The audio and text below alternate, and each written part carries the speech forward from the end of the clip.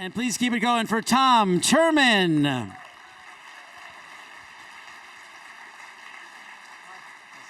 have to stop meeting like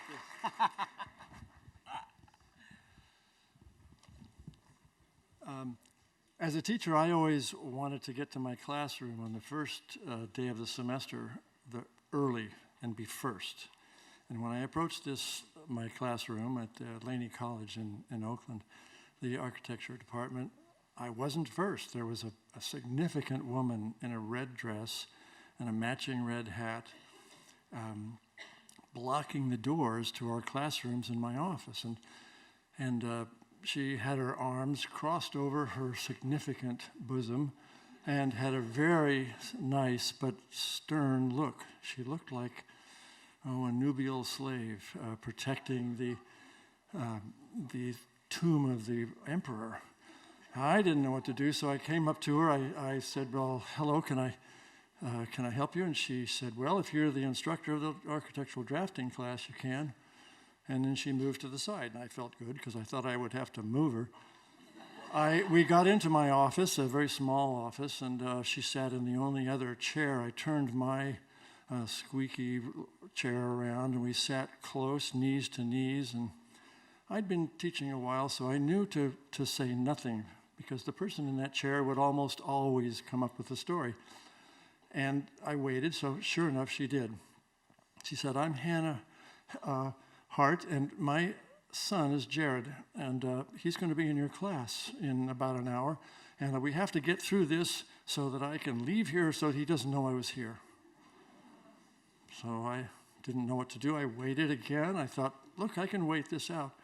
And sure enough, she took a huge breath, sort of like a weightlifter about to snatch 400 pounds off the floor, and said, my son Jared was standing next to his older brother in our front yard when his older brother was shot dead.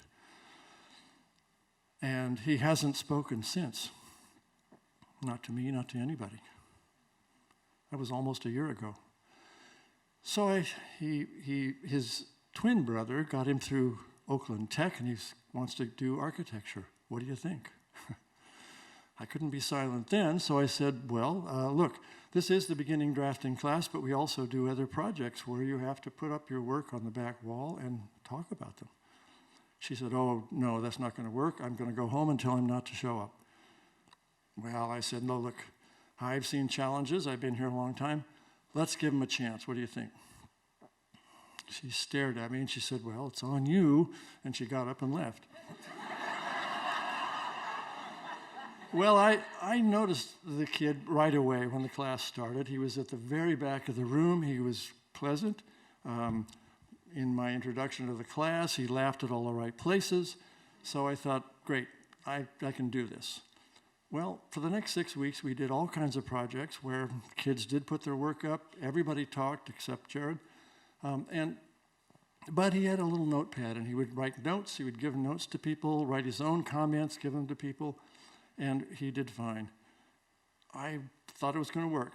The last project was one where I made 6 teams of 3 students, each to do a project, simple but useful project of doing a homeless project to get housing for the people who lived near Laney College. They had to go out and interview the people who were homeless. They had to interview the building department and the Oakland Housing Board. I put Jared with 2 sort of very confident, loudmouth twin sisters. And I couldn't tell them apart, so I called them Sister 1 and Sister 2. And I set them all loose. They did their projects, and when we had our jury of all their projects, the jury made up of the president of the school, an architect friend of mine, and one of the guys from the Oakland board chose Jared's project as the best one. And the guy on the board said, would you like to present your project to the board, the Oakland Housing Board?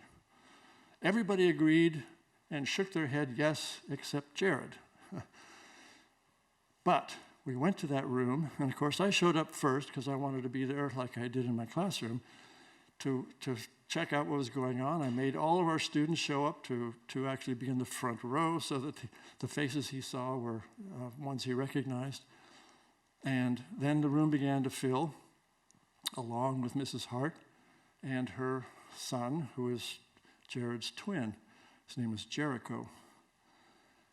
And the board filed in. They were all kinds of people who would make decisions about housing. And then in that sort of quietness, a little bit more than this, we waited for Jared and the sisters. And then they came through the door. They were all dressed in black. And so I thought, well, I'm going to go over there. So I started to go over there, and Sister One, she held up her hand like that and said, shook her head and winked. And I thought, okay, I'm not sure how this is going to end, but let's give it a try. So I went to the back of the room, and Jared, the girls pinned up all their drawings, and Jared, in this wonderful voice, gave the best presentation I think I've ever heard by a student. It was terrific, and the students jumped up and gave a standing ovation. Mrs. Hart came right through the crowd to me and clamped me into one of those vice-like hugs that you think is never going to let go. It's the kind of one that your aunt gives you or your granny gives you, and you're like this, and she's never going to let go. And Jericho came over to me and he said, hey, thanks, man. Well, he hasn't talked to me in a year, and last night he said, get the hell out of my room, I'm busy.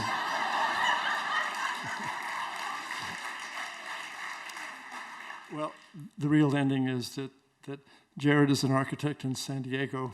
The twins, are practicing architecture in Boston, and Jericho's a lawyer. Well, you can't win them all.